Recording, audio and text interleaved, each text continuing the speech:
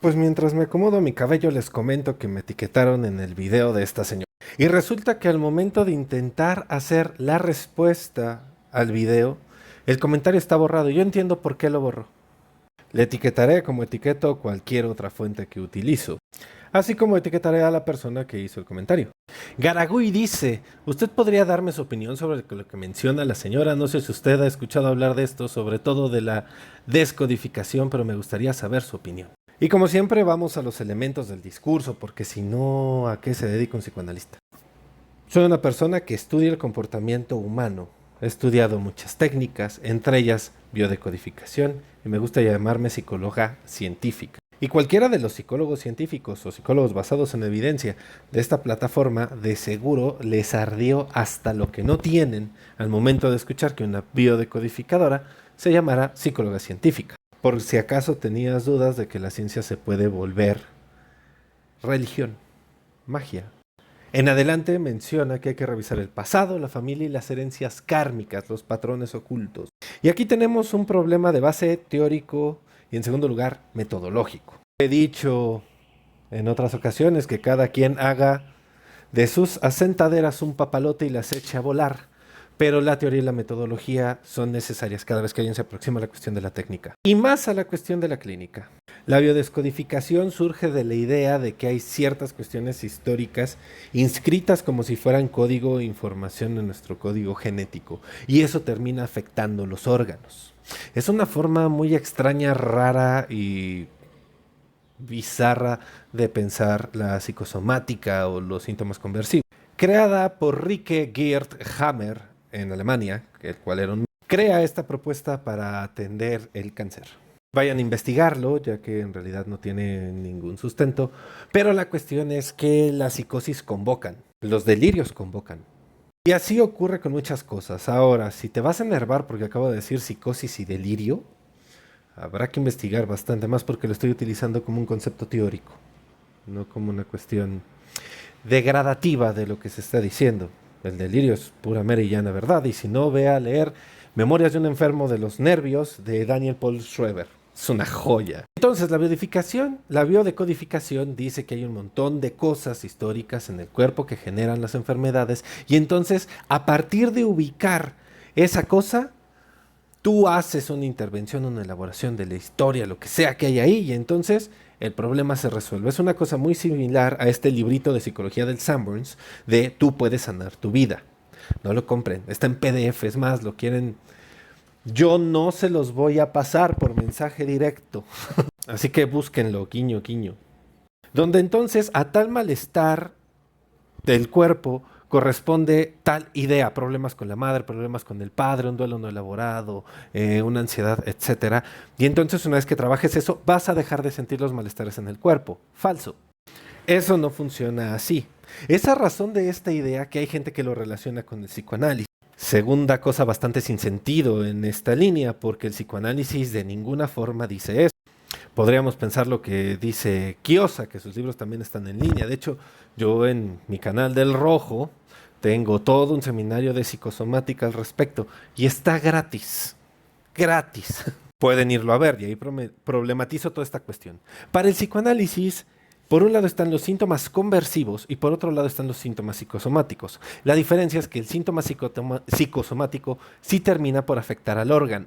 Con esto no estoy diciendo que un pensamiento va a hacer que te dé cáncer o una gripe o una... No estoy diciendo eso, vámonos despacio. Un síntoma conversivo es, por ejemplo, el síndrome del corazón roto. Esto no lo digo yo, esto lo estudian en medicina, para que no digan que me lo saqué yo porque soy psicoanalista. Lo estudian en medicina, donde ciertas personas empiezan a presentar la sintomatología de un ataque al corazón, pero resulta que no, que en realidad tienen un problema de depresión, de tristeza, de duelo, de lo que tú quieras. Entonces el protocolo médico es mandarlos a psiquiatría para que elaboren lo que tengan que elaborar. Un síntoma de conversión es algo que presenta una imagen en el cuerpo que habla metafóricamente de otra situación, pero que no afecta el órgano. Es como cuando sientes que te duele la cabeza, pero en realidad no tienes ningún indicio médico orgánico de migraña o de dolor de cabeza, simplemente es una sensación. Es como cuando ves a alguien que te causa desagrado y literal sientes asco. sientes ganas de vomitar. O sea, literalmente, no es nada más una metáfora. Eso sería un síntoma conversivo. Es otra forma de expresar, así como cuando los niños dicen que les duele la panza, pero no les duele la panza, simplemente no quieren ir a la escuela. Por otro lado, tenemos los síntomas psicosomáticos. Los síntomas psicosomáticos tienen que ver con afectaciones del órgano que se encadenan a problemáticas de la vida del paciente y entonces se empiezan a asociar y aparecen por esa vía. Por ejemplo, si tú tienes una cuestión de ansiedad, de estrés, pues vas a presionar el corazón. Eso puede generar que ciertos conflictos que te generen ansiedad y estrés se empiecen a vincular con tu malestar cardíaco. Entonces podríamos establecer que hay una correlación entre ellos. Hablar de causalidad, eso es otro tema. Por lo tanto, habría que trabajar la cuestión psíquica que está alterando lo orgánico para quitar esa comorbilidad. Dígase que la pizza no te sale cruda por cómo hayas hecho la masa, sino porque no tienes el horno a la temperatura adecuada. Entonces pones el horno a la temperatura adecuada y eso ayuda a que elabores mejor la masa. Es el ejemplo que se me ocurre ahorita. Entonces, biodecodificación, desde mi formación profesional, la neta, no, güey, gracias. Pasa otra cosa. Ya que si quieres hacerlo, pues ve y hazlo. Que cada quien escoge lo que ama y deje que lo mate. Adelante. Famosísima frase del buen Charles Bukowski. Ahora, la herencia kármica es un tema familiar, es una creencia espiritual, no tiene absolutamente nada que ver con psicología y menos con la psicología que se autodenomina científica. En orden de lo general, los conductismos, algunos cognoscitivismos, algunos enfoques familiares sistémicos y pues bueno, algunos otros. Ya que el karma no se puede estudiar a partir de ningún enfoque ni metodología de psicoterapia. Entonces no pasa por ahí. Tampoco se estudia en psicología. O sea, sí, güey, pero hay algo que se llama psicología transpersonal, güey. O sea, no sé si lo sepas, güey. O sea, es como de lo más moderno, güey. Y hacemos cosas así como bien trascendentales porque no nos centramos solo en esas cosas viejas, güey. O sea, también le damos lugar a la cuestión espiritual de la persona, güey. Sí, ajá.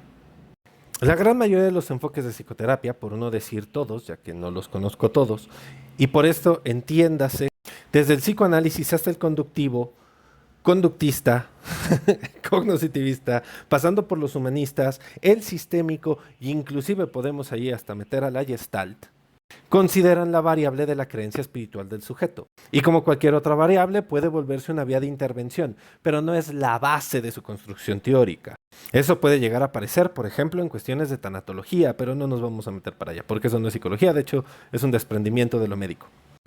Entonces, en un proceso clínico de psicoterapia, si tú crees en el karma, se va a trabajar con el karma. Si crees en el dharma, se va a trabajar con el dharma. Si crees con los chakras, se va a trabajar con los chakras. Pero eso no quiere decir que te vayan a liberar los chakras. Más bien se trata de ver cómo esta creencia, como cualquier otra, está operando al interior del conflicto que te está apabullando, que te está generando sufrimiento. No se trata de hacer que la gente deje de creer, sino de ajustar la creencia de una forma en la cual no le estorbe a la persona que viene a consulta. Esos son los argumentos, ahora mi opinión. Mi opinión es que la gente termina recurriendo a este tipo de cosas por dos razones. La primera es una cuestión de transferencia. Tiene más creencia y más fe en ese tipo de cosas porque de una u otra forma les han ayudado a sostener su mundo en otros momentos. Es un curita, es un paliativo que les ayuda a resolver y como uno se ha agotado, pues bueno, continúan yendo ahí. Y está chido, adelante, su tema, ¿no? Opción 2, la gente termina recurriendo a esas líneas porque una gran cantidad de personas que se dedican al ejercicio clínico no están bien formadas, tienen un amplio y gran desconocimiento de las técnicas y de la teoría que sustenta su práctica, y como han avanzado muy poco en su formación creyendo que un librito, manual de autoayuda o de 10 pasos que puedes resolver en 4 meses de formación, ya te dio todas las herramientas para inaugurar un consultorio y entonces ya no tienes ni que analizarte o tener un proceso personal o supervisar o seguir estudiando. Por otro lado, recordemos que el doctorado no te quita lo pendejo también, ¿eh? Ahora que si quieren que hable un poco más de la propuesta de Kiosa con respecto de la clínica de los malestares psicosomáticos, pues bueno, déjenlo en comentarios. Por último, no mezclen peras con manzanas y no le tiren hate a nadie. Recuerden que la creencia espiritual o religiosa no es causal para diagnóstico de psicosis. Saludos.